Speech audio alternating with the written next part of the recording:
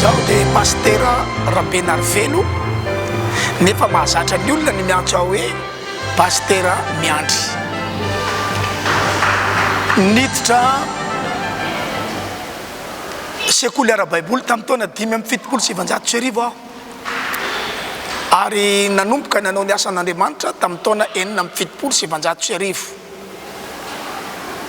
Ny toerana voalohany izay nanaovako ny asan'Andriamanitra dia tany Abetsofo Ambatondrazaka.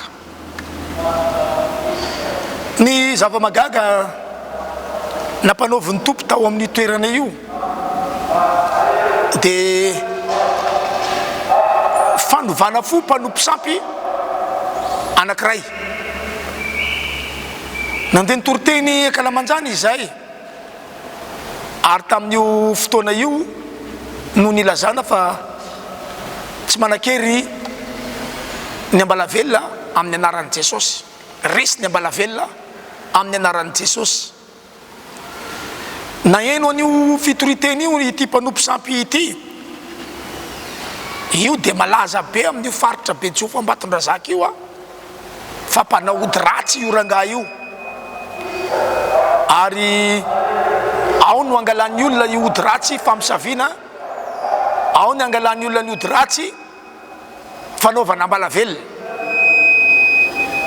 Ary noho izany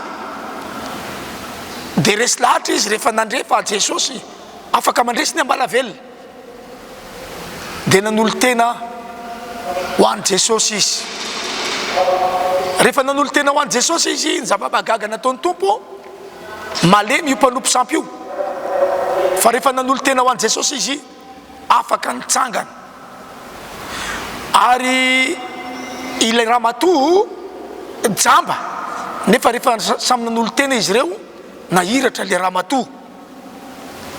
Rehefa vita io fanoloran-tenan'izy mivady io dia natolotry ny fanafody ka nodorana teo tokotany-piangonana. Rehefa natao io fandorona fanafody ratsy ny reto olona nanolo tena ho an'i Jesosy reto, tezitra be reto namany mpanao Ambalavelona ho hitan'io pastera io zany fa ho avy zay hanafika azy. Dia nanafika tokoa ireo mpanao Ambalavelona ka nametraka fanafody teo amin'ny tolambaravarana nisy ahy. Zao ny nafatarana fa eo le fanafody nisy akola nandalo teo amin'io tolambaravarana misy ahy io, ny olana ny tendany. Ary rehefa ny olana ny tendany dia nikikika mafy io akola io sady nanidina niakatra any ambony any. Ary rehefa nanidina niakatra any ambony any dia ny fofofofo mafy nidina ndray avy any niakapoka tamin'ny tany, maty le akola.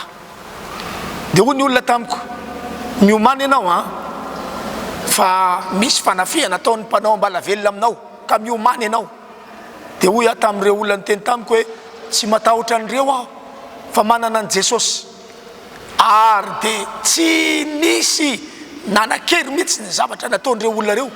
Ny akola no matiny fa izaho tsy nanan-kery tamiko mihitsy ny fanafody izay nataon'izy ireo. Dia voninahitra ny eo an'i Jesosy amin'izany asa magaga ataony izany.